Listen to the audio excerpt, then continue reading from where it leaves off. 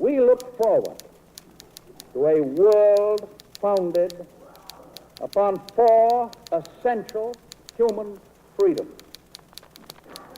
The first is freedom of speech and expression everywhere in the world.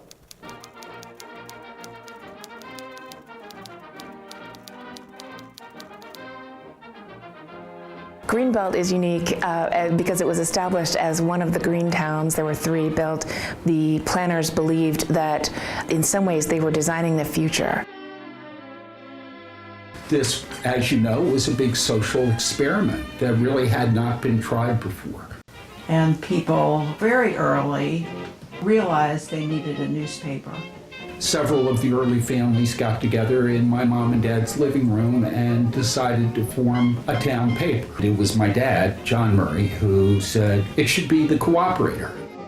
The first people moved in October 1st. The first issue of the paper was late November. And they would have needed a way to share news relatively quickly. They were forming religious organizations, athletic clubs, theater groups, babysitter cooperatives, a grocery, and a newspaper.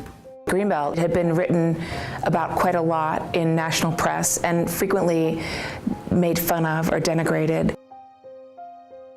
During the McCarthy era, Greenbelt attracted a fair amount of attention. There was a lot of fear that it was a hotbed of communism, so it put Greenbelters in the position of defending their community, and that's apparent in the newspaper. Reporters and editors were vilified in government hearings, and the newspaper itself publicly linked to communism. It was a time when you had people supporting you, and a time when people were suspicious of you. And as a Greenbelt News Review, the paper faced financial disaster in a libel suit that went all the way to the Supreme Court. And that was very frightening because the lawsuit was for $2 million and we probably didn't have $2,000. Well, it's a very important case, both for what it decided, when it decided it, and for the influence it's had on the law since then. I don't think the News Review has ever ceased to do an issue. More than 25 million copies of the News Review in the past 80 years have been distributed. It's pretty amazing.